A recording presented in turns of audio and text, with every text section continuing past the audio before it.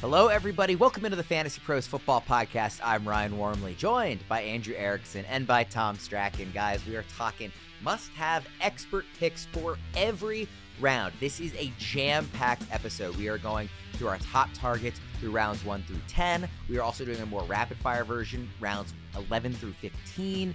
We're going to hit on kind of like our favorite guy overall. A lot of names to get through, so we're going to do no, preamble, how you doing, no pleasantries at the top. We all know each other. We're diving right in here. Round 1. I do want to remind everybody, though, that all of our 2025 consensus rankings and tiers can be found at fantasypros.com/rankings.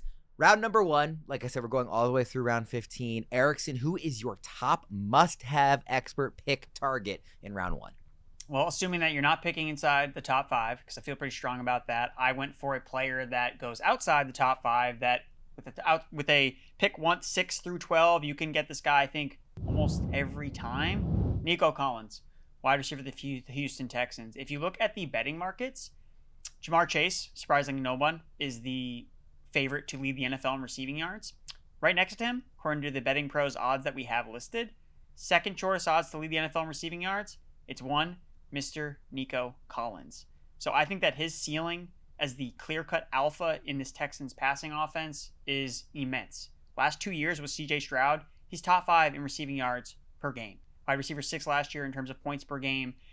I think that he's going to see a boatload of targets. He's been super efficient. So I think that when in doubt, if you're kind of nervous about maybe some of the running backs at the back end of round 1, and you just want to lock and load with an alpha stud wide receiver who's going to put up 1,500 yards this season if he stays healthy, Nico Collins is the guy for me. Nico is my wide receiver 4 this year. The reason that I basically have no Neighbors, I have no Amon-Ra, I have no Puka, I have no Derrick Henry, Ashton Genty this year is because every time I'm on the board in the second half of the first, Nico is there, and I'm like, if you take out that elite group of 6 guys, the 3 receivers, 3 running backs that I think we all agree are tier 1 overall, Nico is my 7th pick, and he's usually available a couple spots later. Some leagues, maybe not, but he usually is. And I just agree with everything you said. The only thing I'm worried about is, did they do enough to fix the offensive line, and will that kind of hamstring the passing offense? But it's been bad the last 2 years. I agree. That's the thing. We've seen that he can produce with it being bad. But just for going the Bengals route, you don't care about your offensive line, and you just pass the ball no matter what. Yeah. And I if they are doing, I like Jaden Higgins, I like Jaylen Waddle, but they will be throwing to Nico Collins. Yeah, and they're still rookies at the end of the day. And no part of me is worried about Stroud took a step back in year 2. I think that was offensive line related. I still think he's really good, certainly good enough to support a guy who all the experts who know what they're talking about with receivers, like Matt Harmon is Nico Collins is the 4th best receiver in football.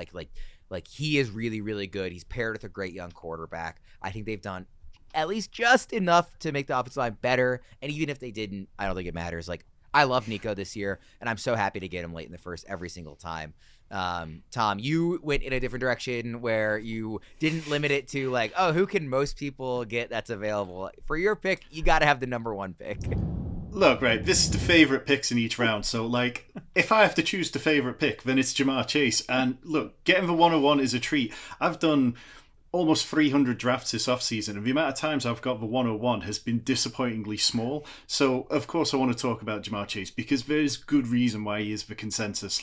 Last year, he had almost 200 yards more than anyone else. He tied with Justin Jefferson at 18 end zone targets. He just became a red zone monster. And that's something that Andrew was talking about last year, about how, when you lead the league in red zone targets, it becomes much easier to have the chance to become the wide receiver 1 overall. And last year was the first year where it felt like T. Higgins wasn't hampering Ja'Marr Chase's upside whatsoever. Chase actually averaged more points with T. Higgins out there, 24.7 PPR points, compared to when Higgins was missing at 21.3. And yes, it is quite rare for 101 players to repeat, but I just don't doubt him at all, because last year the Bengals' pass defense ranked 28th in DVOA, and you can make the argument that it looks so much worse this year. So yeah, I think this one, it's definitely a layup, but I don't get enough chances to talk about Ja'Marr Chase because it's just been assumed since March that he is the consensus 101 and we don't need to talk about it. And Ja'Marr Chase deserves to be talked about.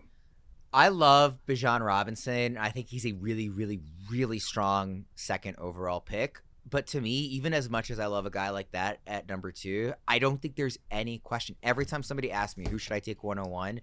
Like, I don't care what the scoring format. I don't care anything. Jamar Chase. Because unlike Saquon Barkley, there's not this built-in fear of taking this injury-related step back at this position like we have with Barkley. And those were the 2 guys who had these historic seasons last year.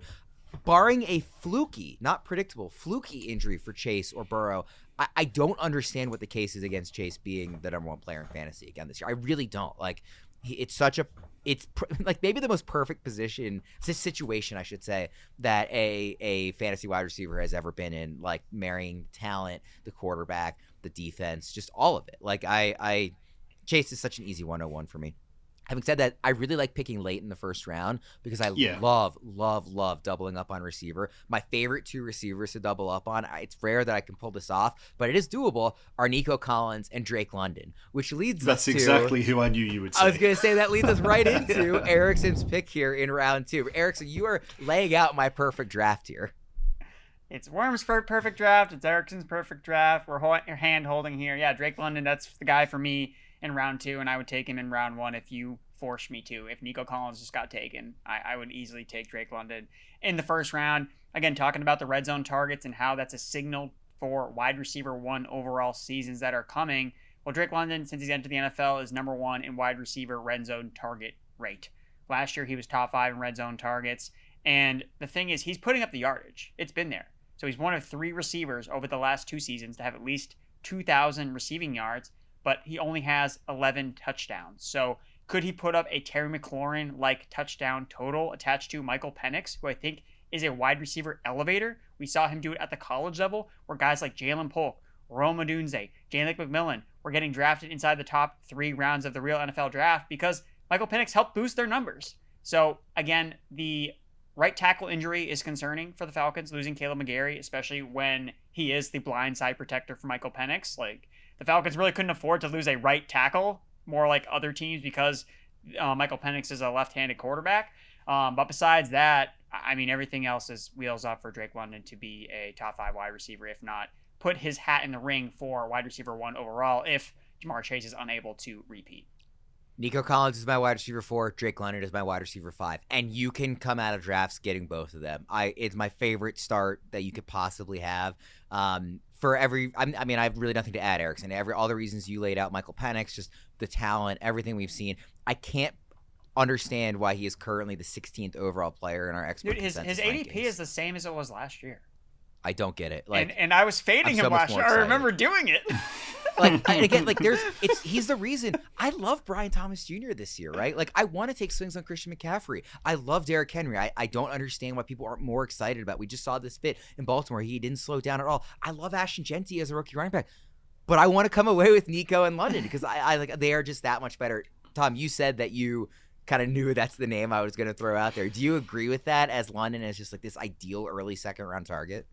Yeah, absolutely. And unlike Erickson, I was in on the Drake London hype last year. So this year, I assumed that he'd be into round 1 for all the reasons we saw down the back end last year. The fact that Michael Penix, with an off-season catered to him, can take another step forward. And it's been surprising that there's still this little bit of hesitation. I think it links back to what Erickson said about the touchdowns. The biggest surprise for me has been the fact that we're heading into year 4 for Drake London and the Falcons haven't locked him up with a contract already, because that's only going to get more expensive. And this time next year, that you could be looking at like a market second contract. If I don't take London, if I don't have like this early second round pick where I'm getting one of those like London, Genty, Henry, Thomas, like whichever of those guys is falling there, my next favorite pick in round 2 is actually the guy that you're going with here, Tom. Let's go. Again, this is one which might seem a bit of a layup, but round 2 is so stacked this year. There were several players that I really like. There's several players that I think are going to outplay their ADP significantly. But Brock Bowers, and I thought Brock Bowers was going to be firmly part of round 1 when drafts opened, kind of like we saw with Travis Kelce, because the 153 targets he got last year, that's only been bettered once. Zach Ertz had 156 targets. I mean, only Evan Ingram and Zach Ertz have beaten the 112 tight end receptions that Brock Bowers got in his rookie year. And now we're talking about just huge upgrades across the board. You've got Chip Kelly, who likes to run fast-paced offense. The Raiders last year, they ranked 4th in pass attempts, but in completion rate over expected, Minshew ranked 27th, Aiden O'Connell ranked 39th out of 46 quarterbacks with 100-plus attempts. So he was getting attempts, they were targeting him, but they weren't that value, much like Malik Neighbors.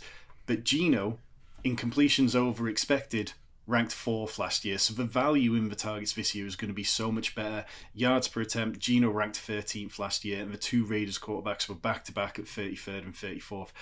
Even if Bowers doesn't hit this kind of like 112, 120 receptions, there's room for him to grow with more touchdowns because he only started scoring touchdowns later on in the season. I just think the offense is going to be more efficient, able to stay on the field much more often, and we are looking at a true superstar for the next 7 or 8 years.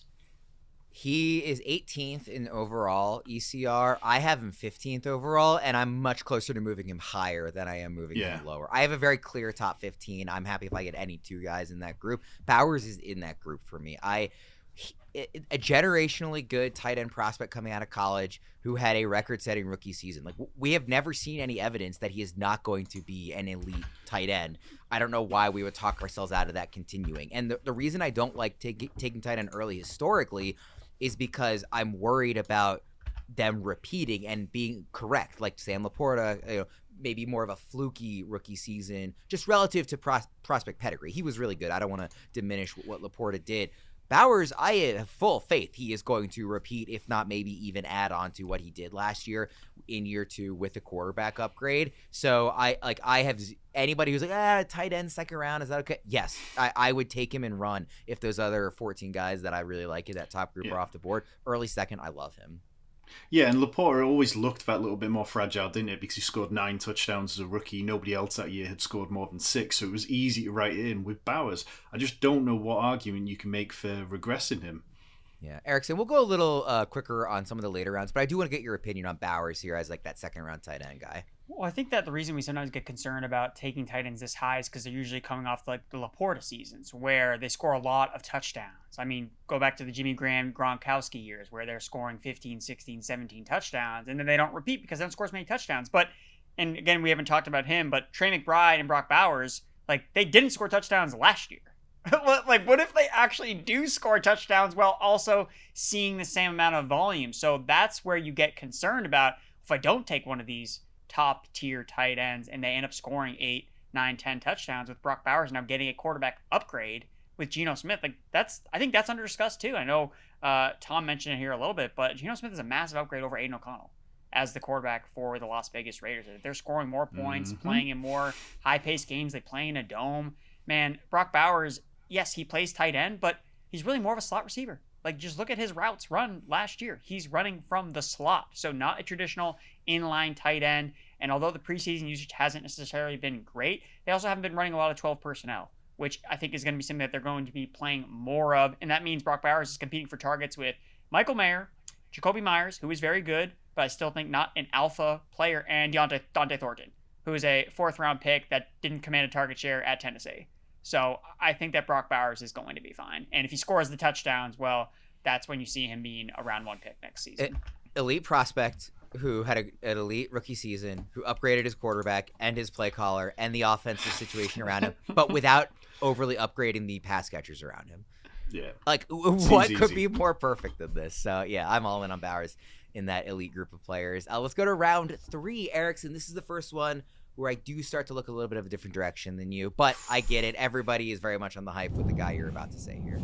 Yeah, well, I'll admit, I'll be the first to admit, round 3, this is the last round that I picked when I was doing my picks because I think that there are so many different directions you can go in. So I went with Omarion Hampton, running back for the Los Angeles Chargers, because I just want to make a bet on a first-round rookie running back with elite draft pedigree where he should see as many opportunities as Ashton Genty potentially, with Najee Harris just a non-factor in this offense. Like, I don't know what Najee Harris's role is going to be. I don't know when he's coming back, and that's why I was first hesitant about really buying into Omarion Hampton. But the more time Najee has missed under a new coaching staff, the more optimistic I am about Omarion Hampton is going to be the guy here. So I just think that when you zoom out, first-round rookie running backs tend to be really productive from the get-go because they see immediate opportunities. Omarion Hampton was an immediate producer at the college level. He can catch passes out of the backfield. He's a 4-down skill set. That's what Harbaugh talked about. This guy can play on every single down, and I'm just not convinced that Kamani Vidal is going to force his way onto the field. Like after what they saw last year from J.K. Dobbins, who started out good but then sputtered out, Gus Edwards, I think they're going to see Omarion Hampton shot out of a cannon and be, I think we're going to continue to use this guy as our bell cow. So for me, it's Omarion Hampton, but I'll admit, I thought about Trey McBride here. I think that the elite quarterbacks in this round are also just the safest picks that you can make. You want to go Lamar, Josh Allen, and not try to take a risk on a running back or receiver. I think that's totally fine as well. So this was a round that I struggled with, but based on my build here, where I went wide receiver, I wanted to get a rookie running back, so I went with Hampton. There also are a lot of running backs in this round 3 and round 4, and you have a guy in round 4 that I really like too that I would maybe even consider in round 3. There's a lot of running backs in what is historically the RB dead zone that I am just buying into. Like I don't care about what history says about running backs in this range. I like a lot of the guys here. Hampton, like I hope you're right because I love the player. He was so good at North Carolina. I have him on like a Campus to Canton League team, so I've been watching him closely for a while. Like great player, and the idea of the fit is so strong. But just because Greg Roman likes to run the ball doesn't mean he likes to have a bell cow. Historically, he does not give too many carries to any one individual running back. And I don't know if Hampton will be the guy to break that streak. Now, the fact that Najee is dealing with the eye stuff helps Omarion Hampton in that regard. But the offensive line takes a hit without Slater. I'm not sure what kind of bell cow usage there's going to be. Greg Roman offenses typically don't throw to the running back a lot, so I don't know how many passes he's going to catch. So there's just enough for me to say, like, in the 3rd round, that's too aggressive for my blood. I like the player. I like the idea of the fit, and I would be really thrilled to be proven wrong, but I'm just looking elsewhere in this round, Erickson. Now, Tom, you do pick one of these elite quarterbacks here instead of looking at running back or receiver. Yeah, I mean, it would have been very easy for me to pick our guy Lamar, but like I thought I'm a little insulted you didn't, honestly, given that you and I are on the show together. We do have a habit of staying away from Ravens when we're both on the show, but I went with Jayden Daniels, and it's more because I think that there's still some meat left on the bone there. I think that he can still ascend to another level. Like, there's only 3 quarterbacks who, across the course of their career, average over 50 rushing yards per game. It is Lamar, Justin Fields, and Jayden Daniels. Now, obviously, Jayden Daniels has done that on a much smaller sample size than Lamar and even Justin Fields. But last year, he led the league in yards per attempt on throws outside the pocket, which was something I wasn't expecting to see from him. It just showed a level of calmness that I didn't necessarily expect to see because, look, I got things wrong last year on Jayden Daniels, not to the point where I wasn't drafting him, but I was out there cutting up all these videos of him getting absolutely sandwiched by linebackers and taking these monstrous big hits, and I just thought, this guy is not going to survive. And then you see him in the NFL under pressure and just looking so incredibly calm and so good with it that I think that he proved me wrong and he proved a lot of doubters wrong. And now you throw in Deebo Samuel. Yes, there was that moment where it was like, oh, look at fat Deebo who can't run very fast, and everybody had a great time for a couple of weeks on the internet. But now he seems good. Like, we saw only a snippet of him in preseason, but he looked like he had some burst to him. And Jayden Daniels, this kind of goes back to the Brock Bowers point about touchdowns. He didn't get there last year on touchdowns. It was only 6 rushing touchdowns, which isn't an unsustainable amount there. Like the numbers that Josh Allen and Jalen Hurts get every year, where you're talking double digits. It's easy to make arguments year on year that those numbers might regress, even though they don't. But Jayden Daniels did it with just rushing the ball at reasonable rates, 6 rushing touchdowns, and passing the ball really damn well. And now he gets Deebo Samuel as an upgrade. I would really like to see Terry McLaurin out there soon, but it's just so hard to ignore that only Lamar Jackson had more top 12 weekly finish than Jayden Daniels 12 last year.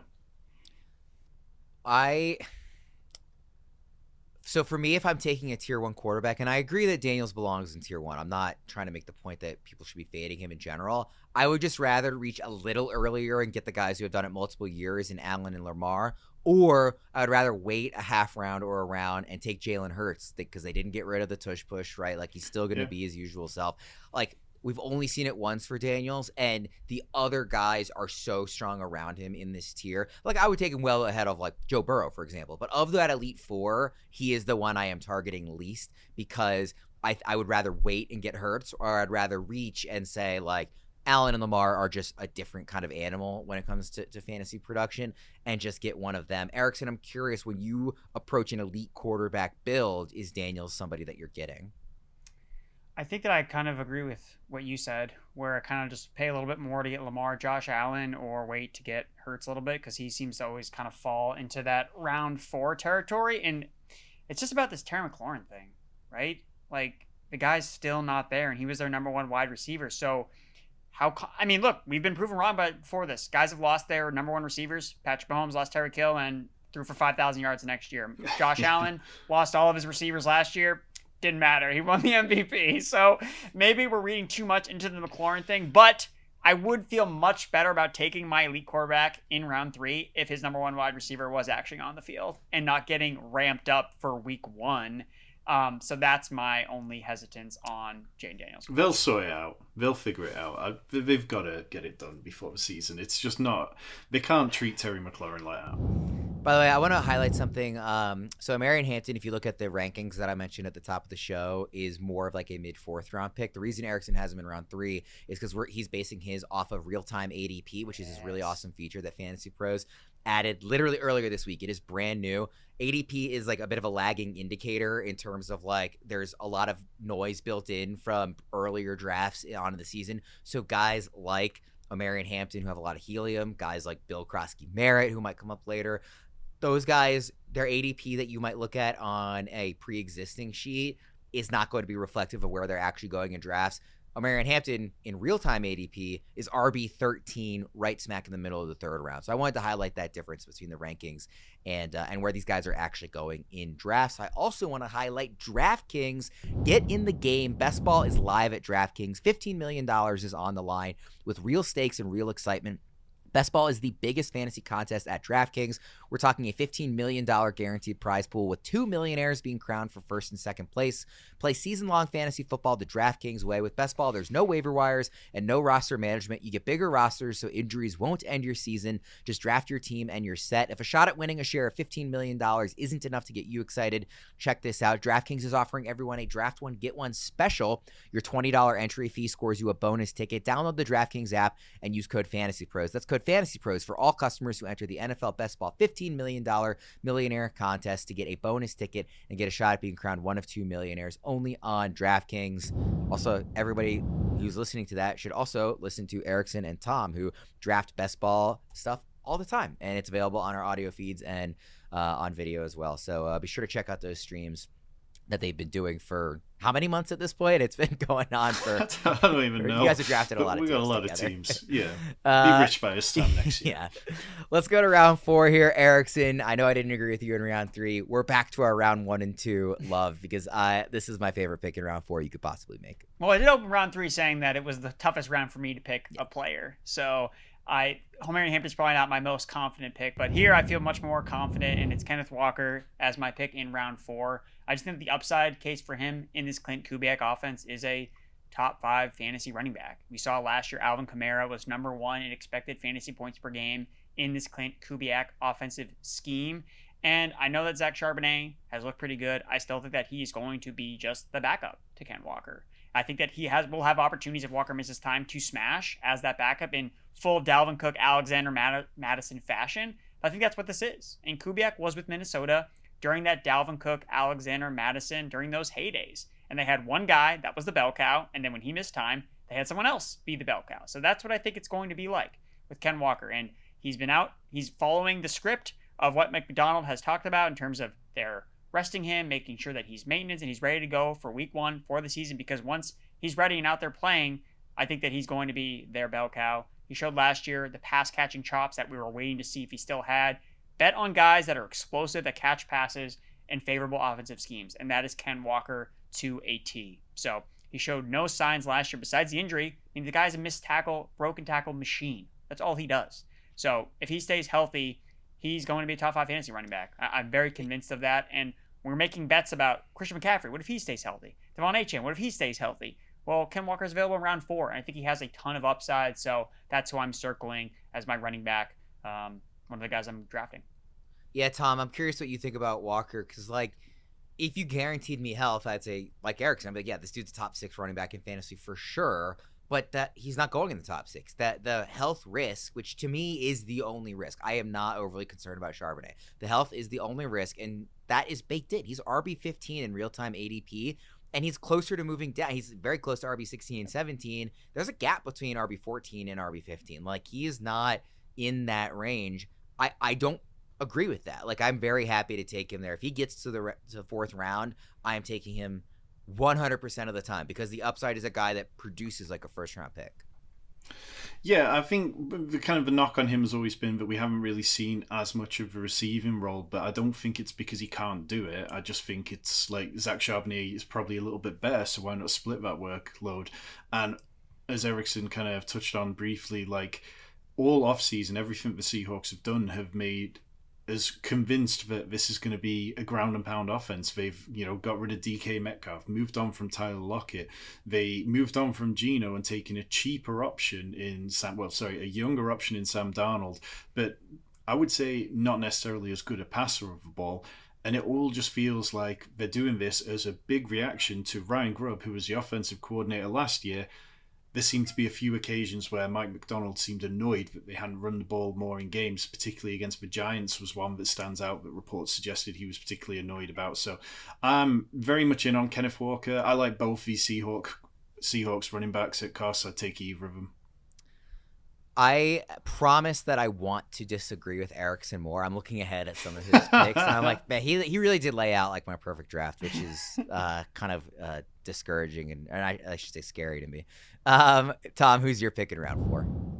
It's Davante Adams, wide receiver 18 overall, and I would have taken him in round 3, to be honest. I feel really good about him. I just think that he is the perfect kind of piece to not only unlock Puka Nacua, unlock Matthew Stafford again, but unlock this Rams offense. Last year, it felt like they had to rely on the ground game, perhaps a little bit more than they like. And what Davante Adams brings is the fact that he can get open, whereas Cooper Kupp just couldn't get open last year. Davante Adams ranked 58th in ESPN's open score metric compared to Kupp, who ranked 108th out of 116 qualifying wide receivers last year. Adams, it was obviously a slow start to the season, but once he got out of Vegas, he averaged 2.2 yards per route run, 76.6 yards per game, even with the ghost of Aaron Rodgers. And I think the Rams need somebody like Davante Adams, who has been a red zone threat for years, because Puka Nacua, on 266 targets across the last 2 years, has 9 receiving touchdowns, which is just... that's inefficient, and I'm not putting all of the blame on Puka Nacua, but you need somebody who can be a reliable red zone weapon, and I think Davante Adams can be that, and I wouldn't be surprised at all if he hit double-digit touchdowns this year. You're not worried about Stafford's back, I guess? I mean, if you're saying that you would even take Davante as high as round 3? Yeah, I mean, the fact that he's out there now, I mean, we've got a good couple of weeks. Matthew Stafford is one of those guys who's been banged up for his whole career, hasn't he? It just felt like the whole time he was in Detroit, he was constantly dealing with stuff. It's not the first time that we've done this kind of thing with Matthew Stafford, and when the games start being played, unless it's really drastic, then I'm okay taking that risk, and I think that it's a significant upside swing. He has an argument as the toughest player in football. He plays through a lot, for sure. Round 5, Erickson. Make me happy again. Tetairoa McMillan, wide receiver for the Carolina Panthers. I just think that he's being drafted closer to his floor than his ceiling, which, I mean, he could be a fantasy wide receiver 1 this year. That would not surprise me at all, just based on what we've seen from Dave Canales' offense over the last 2 seasons. The wide receiver 1 in his offense just absolutely eats. We've seen it with Adam Thielen be really productive, even with Bryce Young struggling at times over the last 2 seasons. So I just love this opportunity for Tetairoa McMillan. They went out, drafted him inside the top 10, and you just look at the average production of a wide receiver drafted in the top 10 over the last 4 seasons.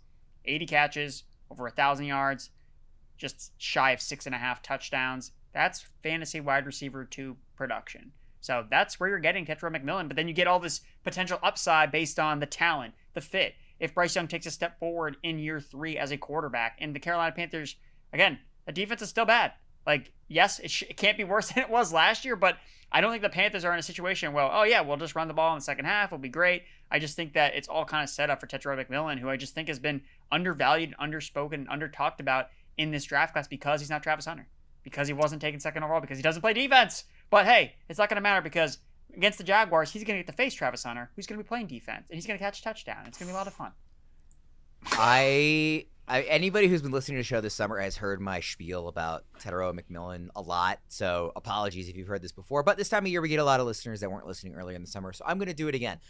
I think he's not as good a player as Malik Neighbors, but I think the best comp is Malik Neighbors in terms of where he was going last year and where he'll be going a year from now.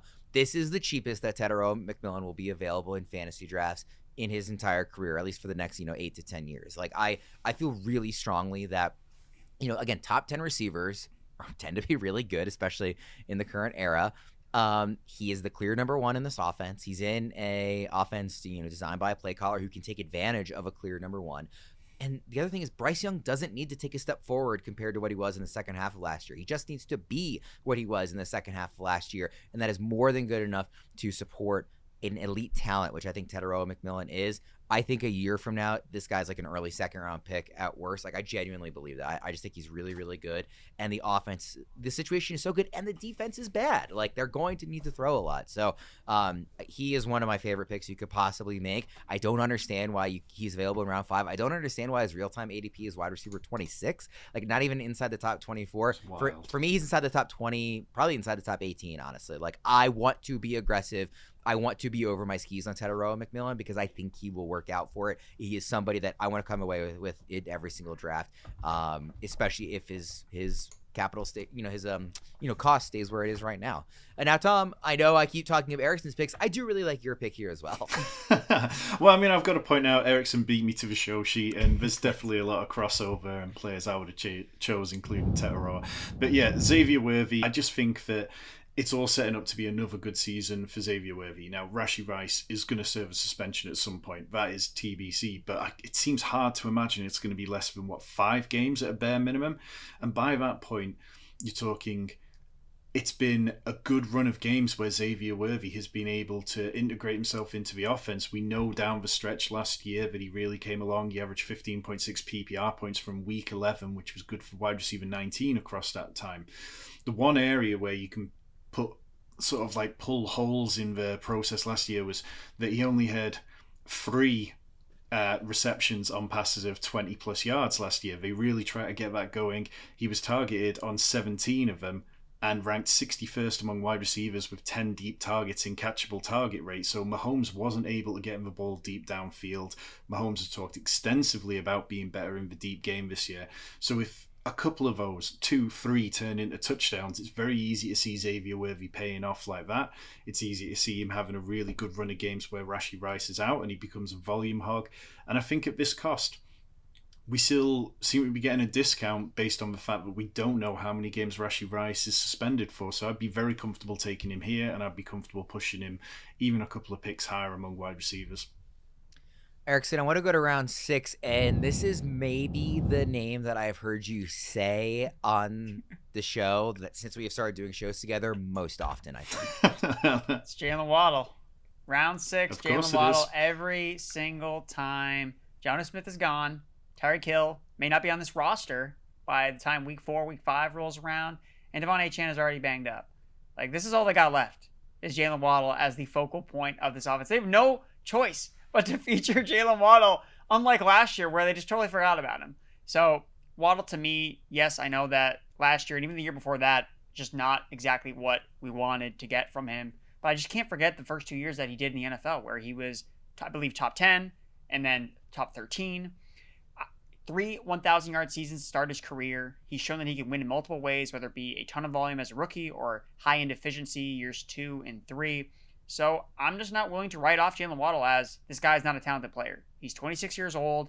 I think that if we're expecting Tyreek Hill, which I do, to take a step back, or if the Dolphins decide to move on from him, because clearly the chemistry with Tua is not there, there's no chemistry issues with Jaylen Waddle and Tua. Like, these guys have been playing together since Alabama. So that's what I'm banking on. If this defense is horrible, they have a major question marks in their secondary. They're playing in shootouts. I think Waddle is going to be the main benefactor, and I think that his cost and value is just going to increase as the season goes on. So Jaylen Waddle for me. This is my last year backing Jaylen Waddle. I was gonna say, I'm like, gonna go at down a certain point, you need but to I'm dig gonna your go heels down in, with but- the ship because I've done this Yeah. before where I've hopped off the bandwagon too early, or I was too early on a player. Cortland Sutton comes to mind after he's had a couple of really great seasons after I went too aggressive on him earlier in my fantasy analyst career. So I'm trying to learn from that. And yeah, I'm not backing off Jaylen Waddle yet. Waddle is a sneaky Kyle Pitts all-star. Like, how many times do we go back to this well and keep getting, burned by it? We'll see. I do like the pick. Like round 6, I think it's a very good pick to me. This is actually probably the single round where I liked, outside of the early rounds where you like everybody. I think this is the round where your guys' picks, like, I don't know that I could pick between them. I really like both of them. I think they're both very, very strong, and pretty like dead even in my eyes in terms of where they should be ranked. So Tom, you have Calvin Ridley here, and why do you like him? Yeah, I mean, much like Erickson, Calvin Ridley's been my guy all off season. I think he's just been undervalued compared to where he should be. There's only 7 teams who have their wide receiver 1 drafted later than Calvin Ridley right now, and I don't think that reflects how good of a player Calvin Ridley is.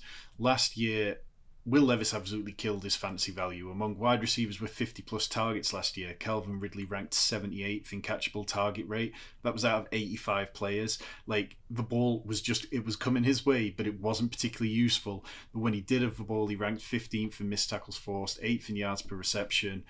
Camp reports have been positive about Cam Ward all summer. It looks like the offensive line is going to be better.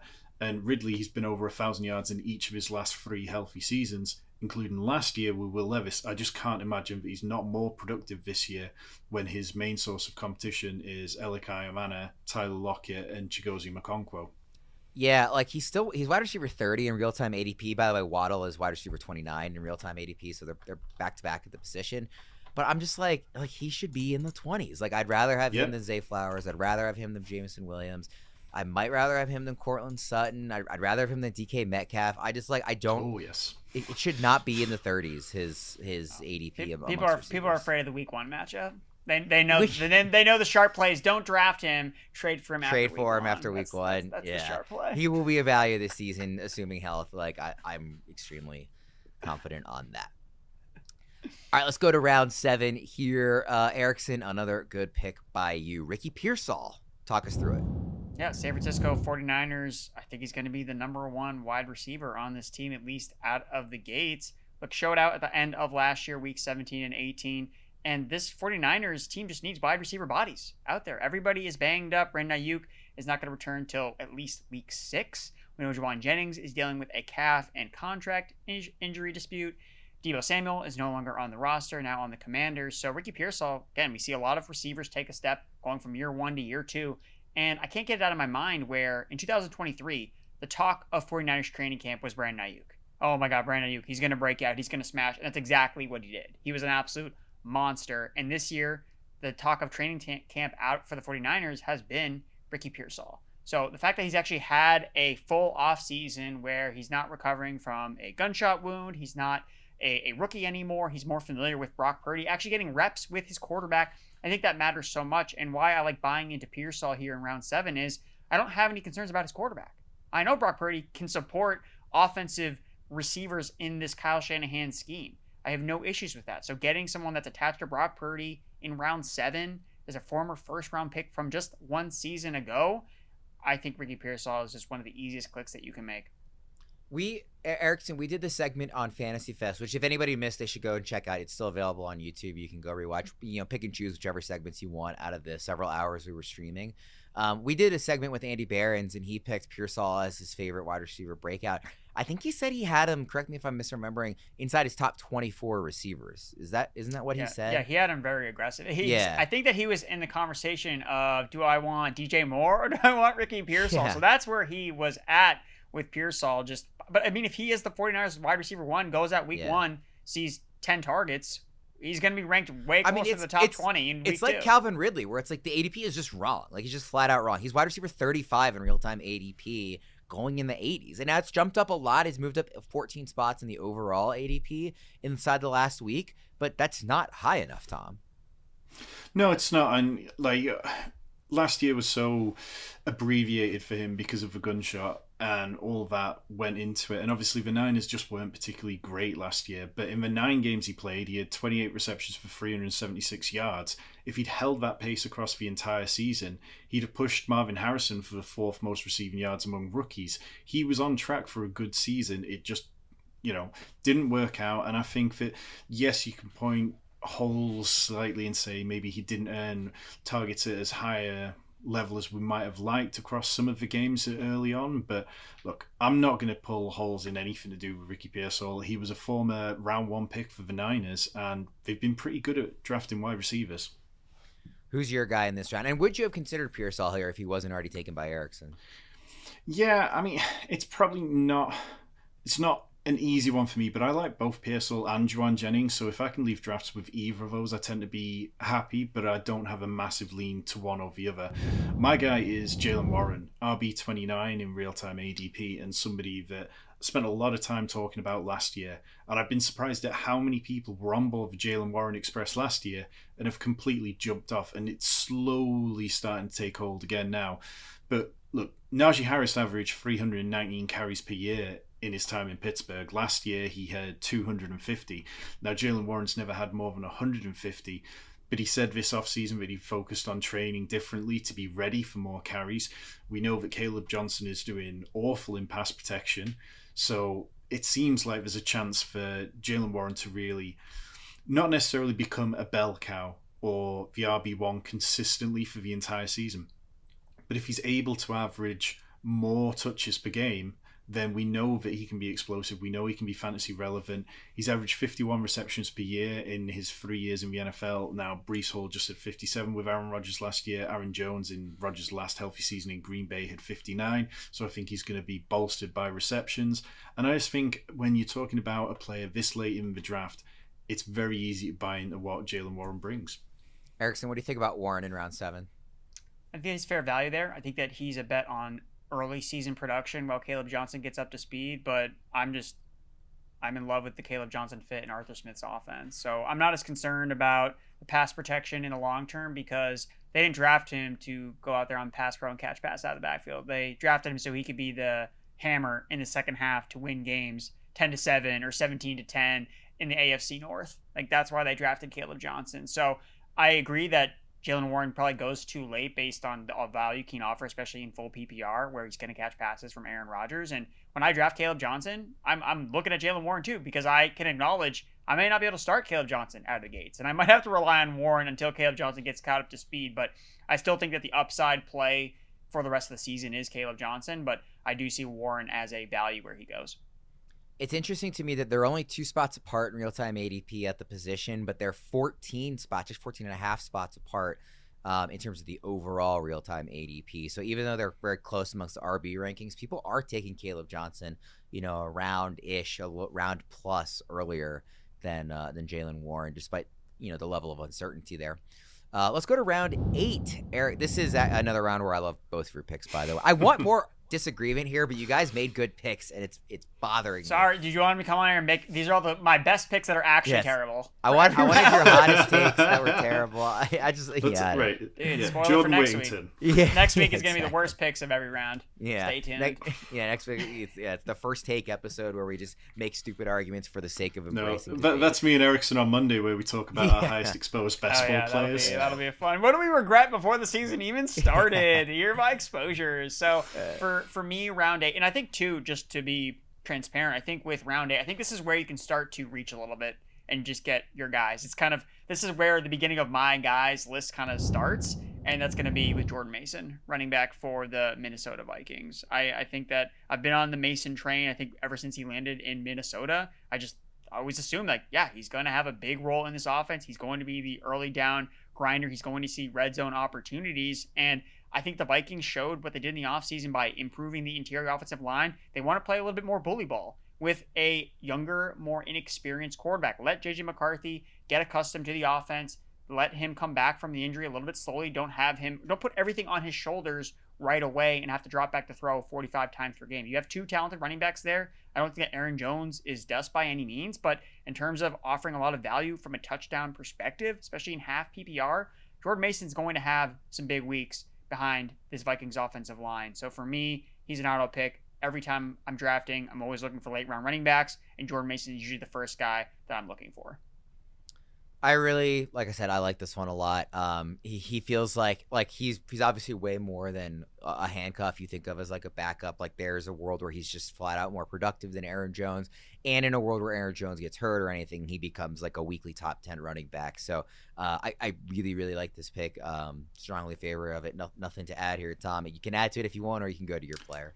Yeah, I mean, he forced missed tackles at the 6th highest rate among running backs last year, and he was also really good on zone concept runs, something which the Vikings do a lot of. So it's an easy pick for me. And look, another easy pick for me in this range was Emeka Egbuka, somebody like I'd be willing to pull ahead of this. I half expected. I refreshed the real-time ADP just before we came on, and he'd only moved from wide receiver 37 to wide receiver 36. I will be pulling Emeka Egbuka much higher than that. So if you're in my home league, please do not listen to this. But like, it's just a reminder to not sweat landing spots. Year after year, we get to the draft and people are like, oh, I loved that player, but now I can't draft him because I don't feel good about this.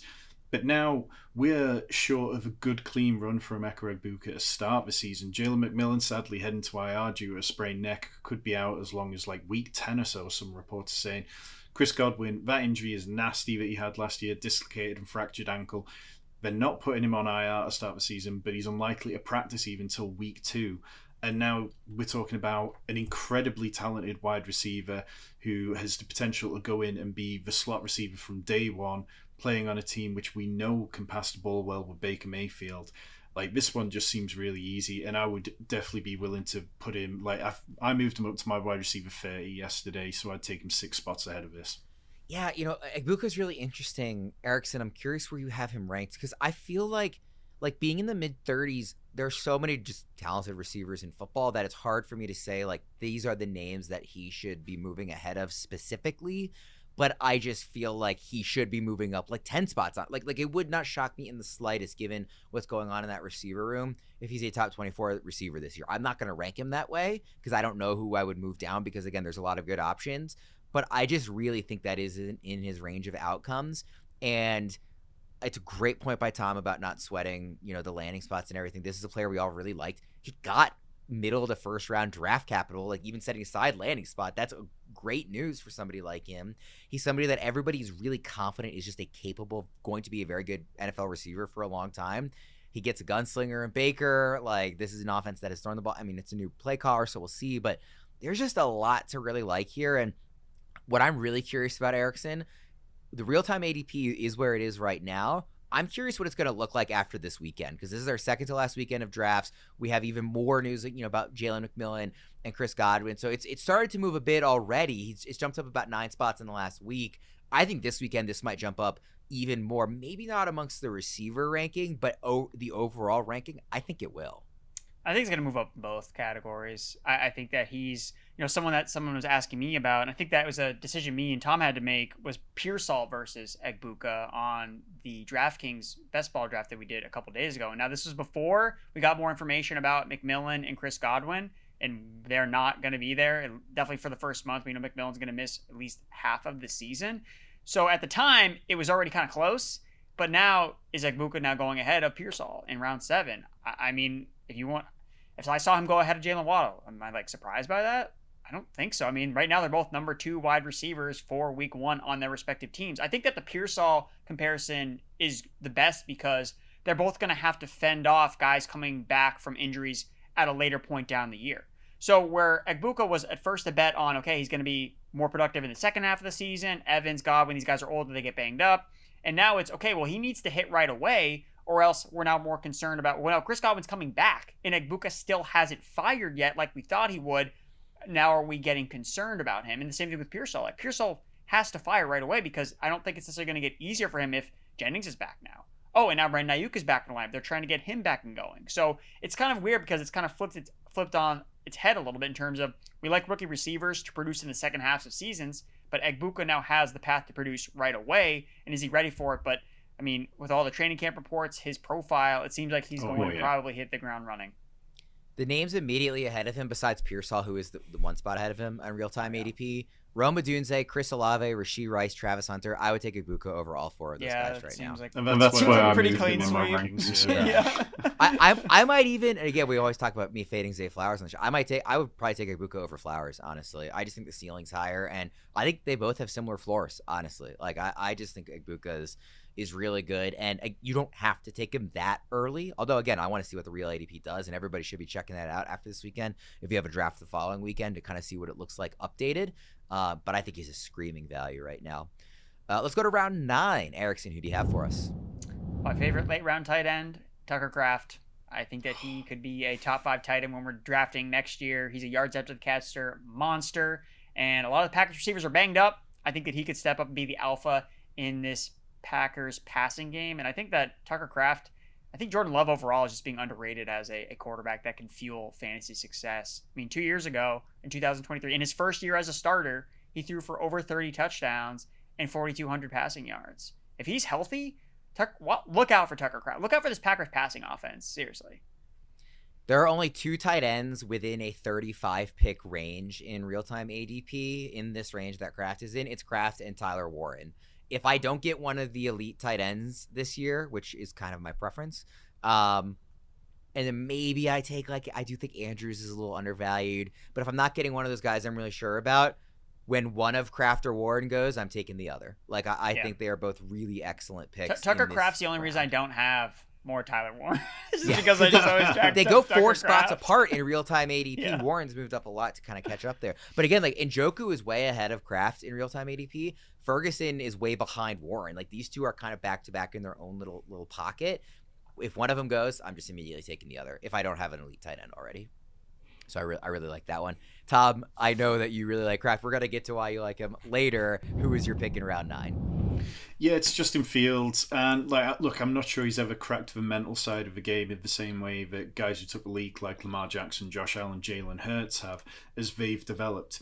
But then he's not had the stability that they've had. This is his 3rd different team now. Last year, it felt like he was really done dirty by the Steelers. They were playing to an okay standard, but it just seemed Mike Tomlin being Mike Tomlin. We know how incredibly headstrong he can be when he's made up his mind. He had it in his head. He wanted Russell Wilson to be the starter, so Russell Wilson was the starter. Now, in those 6 games that Fields played, he averaged 38 rushing yards per game. He averages 50.2 across his career. And Aaron Glenn absolutely loves him. I had Matthew Berry on my show on Fantasy Sanctuary yesterday, and he was talking about it. Since the Detroit Lions bye week in 2022, they've allowed a player to reach 100-plus rushing yards against them just 6 times in 46 games. And 3 of those 6 games were Justin Fields.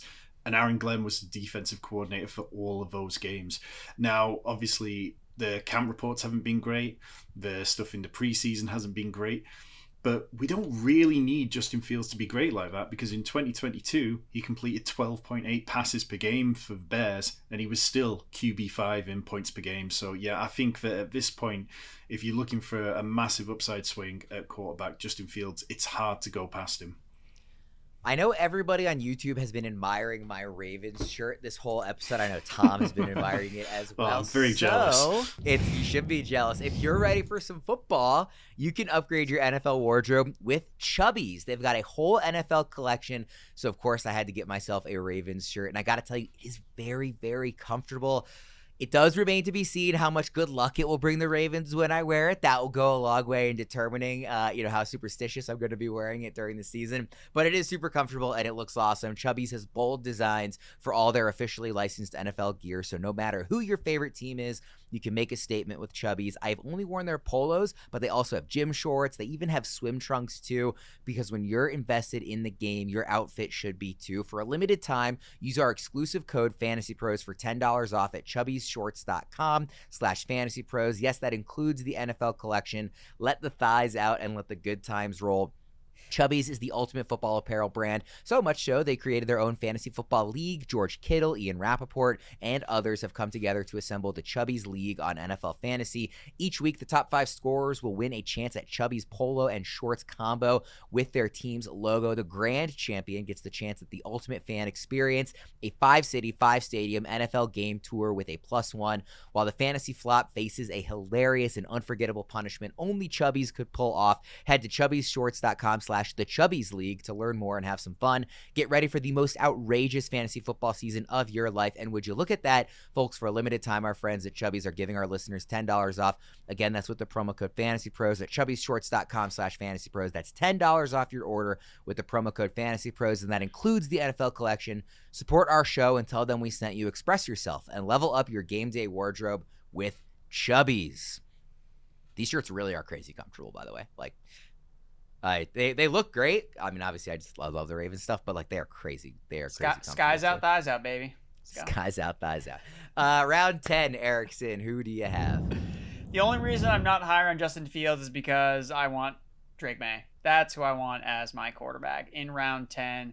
I think that he is the elite combination of what you're looking for in a late round quarterback. He offers the rushing upside, 30 rushing yards per game last season, and I think that he has a higher ceiling as a passer than Justin Fields does. Again, what we saw last year, he threw one touchdown pass in every single game that he fully completed last season, and he was in a garbage situation. Now, it's not great in terms of relative to other NFL teams, but compared to the 2024 New England Patriots, it's night and day difference for Drake Maye. So throwing the ball to Efton Chisholm, Stephon Diggs, how can you not be obsessed with Drake Maye as the best late round quarterback you can draft? And I think that gives me so much confidence in Drake Maye is week 1, week 2, Raiders, Dolphins.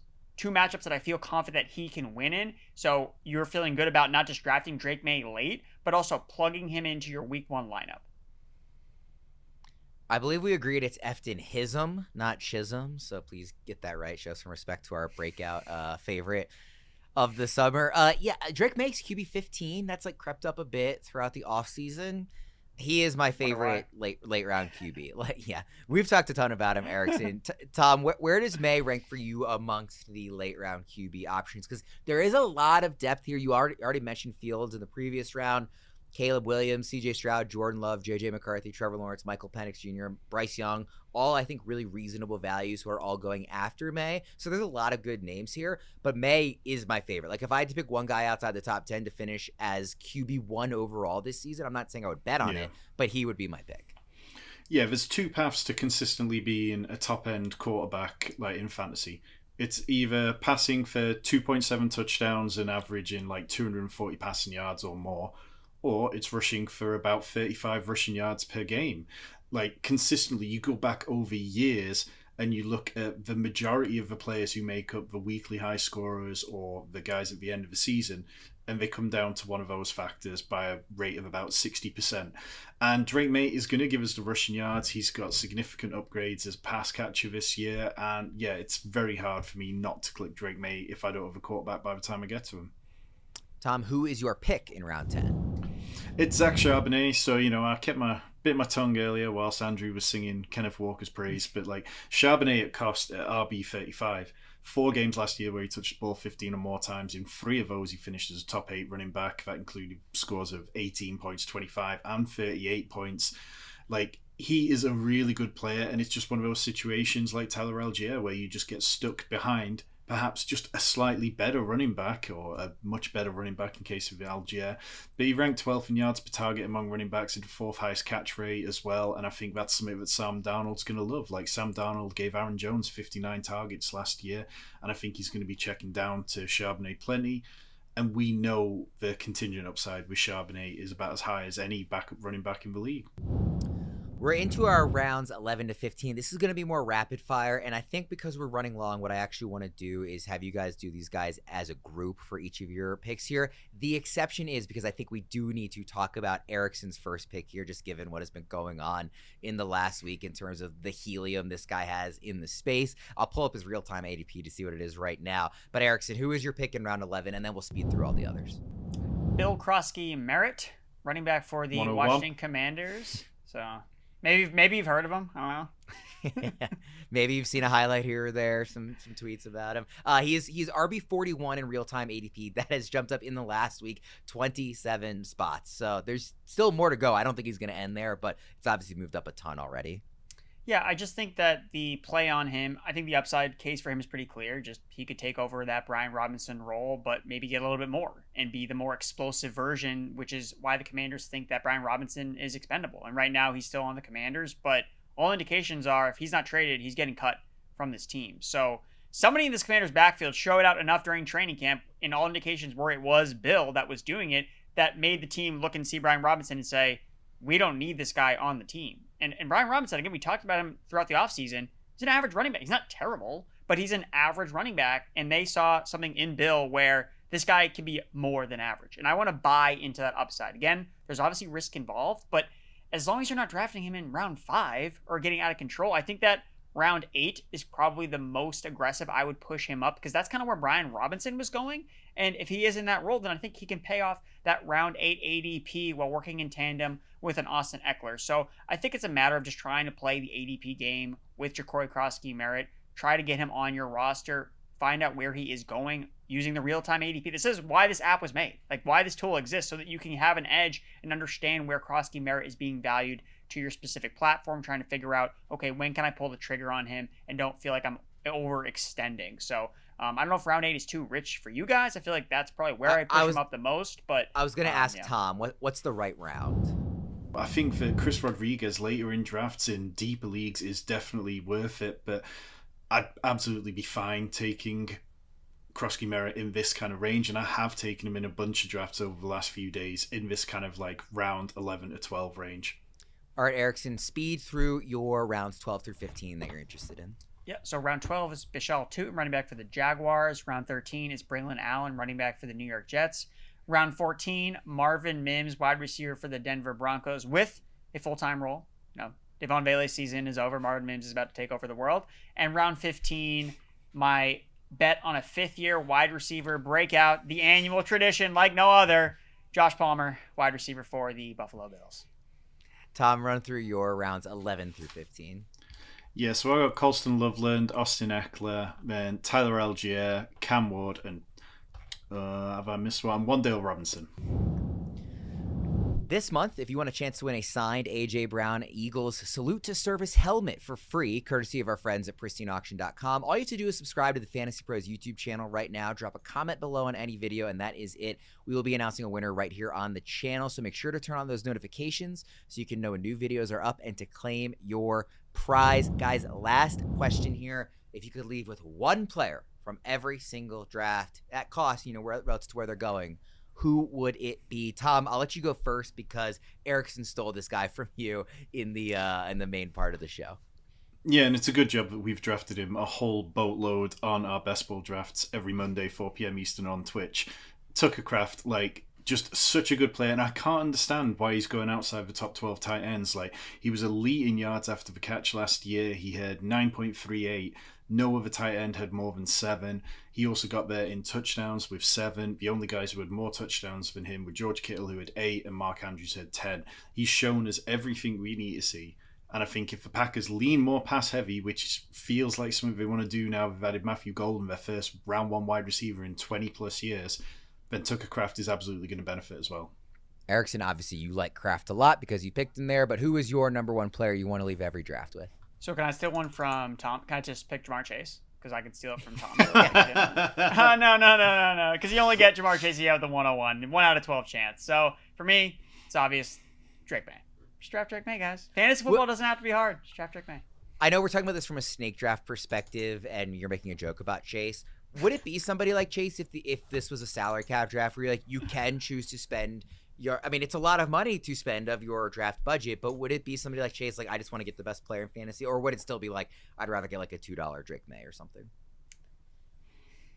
I think I'd still just want Jamar Chase. I just think that he has the situation where, yes, we don't see a lot of wide receiver ones repeat, but his situation is a lot of that's because there's always things that are changing, right? Like quarterback injuries and offensive coordinator changes and head coaches, but there's nothing different about the Bengals than last year, except their defense might be worse. That's the thing. Yeah. Their defense might be worse. So, just continue to draft Jamar Chase and just be happy. Yeah, there you go. When you're on the clock, these decisions come fast. Draft Assistant connects directly to your draft and provides both real-time pick suggestions and estimations on which players might get taken before your next pick. Draft Assistant fully integrates your custom cheat sheets and suggests picks based on your rankings, team build, ADP, and other factors. Dominate your draft in real time without the guesswork with Draft Assistant at fantasypros.com/assistant or on the Fantasy Football Draft Wizard app. Try it for free during your draft by claiming your 3-day trial of Fantasy Pros Premium at fantasypros.com/premium. Guys, we got through a whole lot of names. I didn't count them all, but it was a bunch of them on that episode. Thanks everybody 24. for tuning in. No, it would have been 30. 32. Yes, it no was way, 30 because we copied names. 31. We also definitely we threw out other names like in the process of discussing it, like who we would take these guys over. Like Zay Flowers wasn't picked, but we mentioned him a couple times. So I mean, it was we have two Ravens fans. Of course, we're going to talk about Zay Flowers in some capacity on this show. It was a lot of names. Shouts to this on the show of players to target. Ravens, we talked about Zay Flowers, even though no one's targeting Zay Flowers, including us. All right, we'll go ahead and get out of here on that. For Tom and Erickson, thanks everybody for tuning in. We'll see you again next time.